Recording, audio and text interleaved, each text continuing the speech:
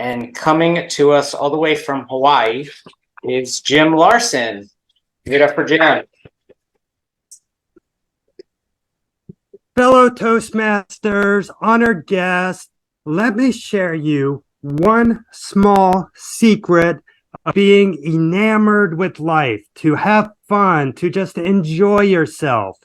That is, be flexible. Do not be too rigid in your thinking. Be willing and able to adapt. This lesson really hit home with me when I was teaching Tibetan Buddhist monks at the Sakya Educational Monastery in Peru. I'm not sure how to pronounce this. Forgive me if I say it wrong. Peruwala, India, 9 years ago, right now. I invite you to imagine this. 20 or so Buddhist monks, all dressed in their burgundy robes, sitting on the floor of the classroom above the prayer hall, me standing in front of them with a whiteboard, delivering a lesson in conversational English, all about how to talk about the weather. This was a lesson. One of the monks stopped by my room and asked me if I would be willing to teach. Me being the accommodating teacher I have always been, I say to this monk, sure, no problem. I'd be very happy to. So we're in the middle of this lesson. I say to them, you would say it is summertime, and you would say it is winter time, and you would say it is springtime, but you would never say it is fall time. You would just say it is fall. But teacher, why? One of the monks asked. It's just another one of those idiosyncrasies of English, I told him, and waited for somebody to ask what an idiosyncrasy was, but nobody did. Maybe they already knew the answer, or maybe they just couldn't pronounce it. I don't know.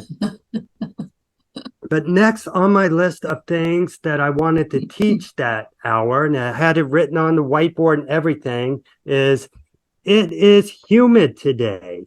Even though there in the foothills of the Himalayas where we were, humidity was not really an issue. But these monks traveled a lot, and if they should ever find themselves in a humid climate, I wanted them to be able to say so. Just as I was about to get into that, up shot a hand. Another question from that same monk. Yes, I called on him. Teacher, he said, and I apologize for the language I'm about to use, but I'm just quoting what the monk said. He said, teacher, when is it appropriate to tell somebody to fuck off? Whoa. Well, that was certainly an unexpected question from this monk that had nothing to do with the weather or humidity or fall or whatever. The other monks seemed interested too. It made me think, when is it appropriate to tell somebody that? Here's something you need to understand about these monks. They were worldly monks, or at least they wanted to be. They wanted to know about the world. They wanted to know what goes on outside the monasteries where they live. They travel from monastery to monastery learning, but they wanted to know what the world is all about. They listened to a lot of Western music. They watched a lot of Western movies. And you know what music they listened to the most? I would hear this all the time, and it amazed me. They loved gangster rap. I'm talking old school stuff. Dr. Dre, Eazy-E, NWA, all those old school guys. And movies, I'll just say this, PG-13 was a little too tame for them. They actually enjoyed violent war films. I'm not joking. They loved it. So they would hear words and phrases like this that none of their other English teachers would ever teach them. And they were curious about what they meant. I mean, naturally, why wouldn't they be? And I could have told them that was an inappropriate question and gotten back to what I was saying about humidity. But how would that have served them?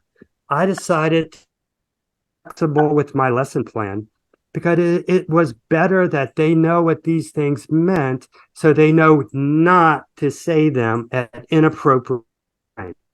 I mean, can you imagine being told to fuck off by a Buddhist monk? I was not going to let those guys be those monks. I cared too much about them. They were friends of mine. So I told them it was something people say when they're angry and that they should only say it to one another. You know, it's a gray area, but they shouldn't really say it. But if they're going to say it, just say it to each other. I stressed that it was not a kind thing to say. And whatever they do, do not let guests at the monastery hear you say that. I said to these monks, I said to them, you guys are monks. Remember that. People have this image of you for them, whatever you do. If I hadn't been flexible in my lesson plan that day, I would not have had the fun of teaching Buddhist monks all about the F word. And they may have gotten themselves into trouble using it at the wrong time. So I was glad to have the chance.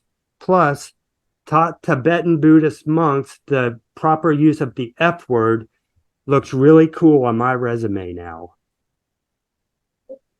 Talking about the weather, and it was all going well. But then that same monk had one more question.